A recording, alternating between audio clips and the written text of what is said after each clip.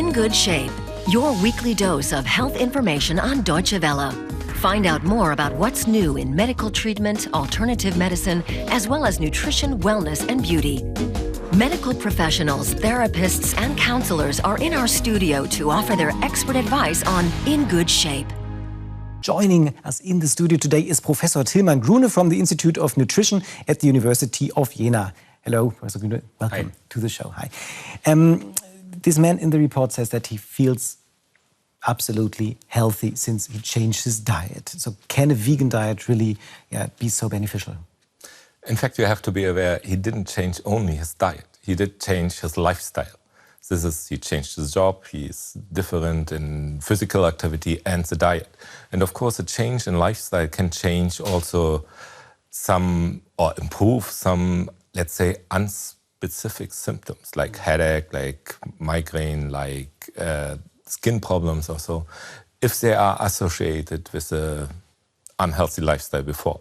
That's not always the case, but sometimes you might be lucky. But so it's the whole package. It's not just nutrition, it's the whole package. I would assume so, yes. Yeah. So let's focus first on the meat-free aspect of a vegan diet. What could be the problems in eating meat anyway?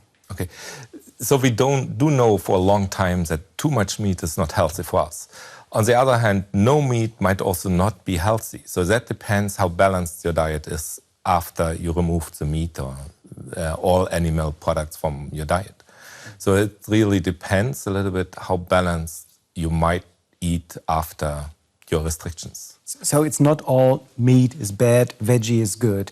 But what could be some problems associated, say, with red meat, for instance? Oh, red meat, we do know that it is at least associated with high calorie intake, with might be certain types of cancer.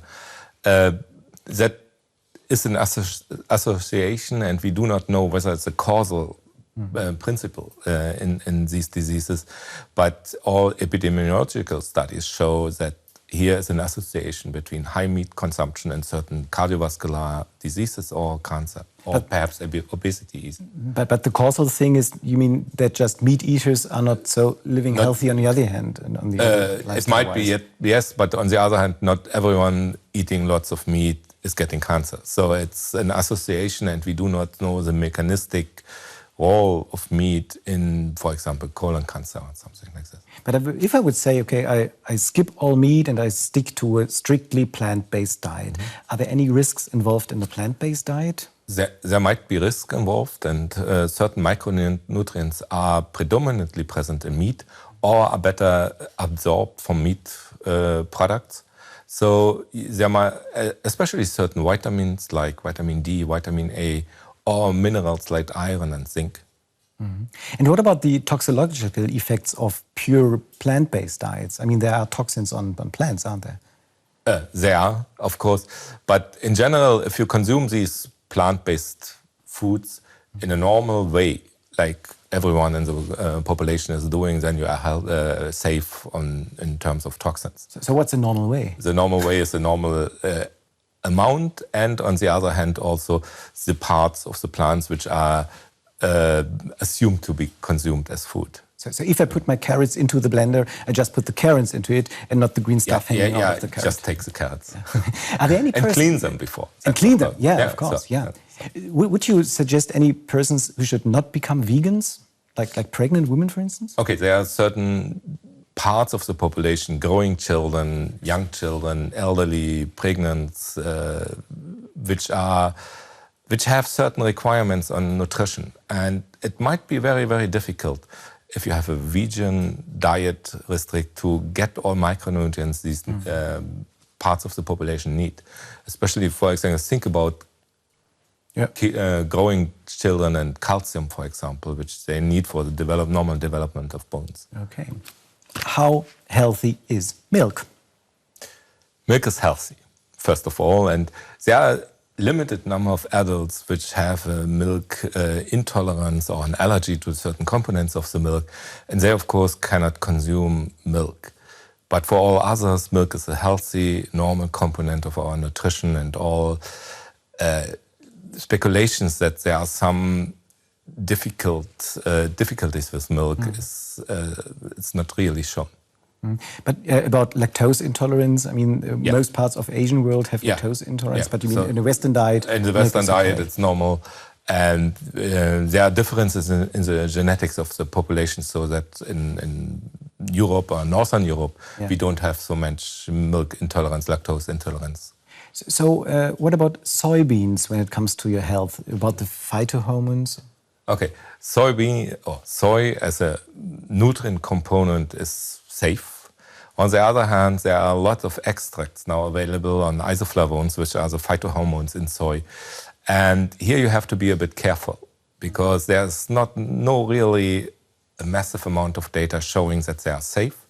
And on the other hand, it might be even that these phytohormones are ineffective, for example, in changing, in getting some effects. So I would be careful with them. Careful with them. Okay. So we received a lot of viewer questions. I can only ask some of them, but Arthur Omegat Kwaku from Ghana wants to know something about eggs. What about egg and cholesterol? How many eggs are healthy for you? Oh, that's hard to say because your cholesterol level is determined by two components. One is, of course, nutrition, and the other component is your genetic disposition. So, and a couple of years ago, we didn't know about the genetic predisposition to high cholesterol levels in blood, and thought it's all about nutrition, and therefore the recommendation and strict limitation of eggs as a nutrient. On the other hand, we do know today that there are certain genetic variations that are associated with a high cholesterol level in our blood, and you can't do anything about this. And for these persons, I advise to go to a doctor and ask about cholesterol-reducing therapies. For all others, for healthy, how many eggs per week? All others, you reduce your cholesterol intake via food, and that's at 10 to 20%, which you can manage, and therefore limit your amount of eggs that you eat to 2 or 3 per week. Okay, 2 or 3 per week is fine. Yeah, okay. At least the German recommendation is in that way. So what about gluten? You've got another viewer question from Canada, Stella Miller. She's got a daughter who's not gluten sensitive, but she wants to cut out gluten out of her diet just for health reasons, and she's not gluten sensitive. So is it sensible to do this? I would say it's not very sensible. It's more difficult because gluten you have in a lot of different foods, and therefore it's rather difficult to restrict it. And if you are not required to, it's a lot of pain. It's a lot of pain you don't have to go through. Thanks so much for our studio talk. Thanks so much.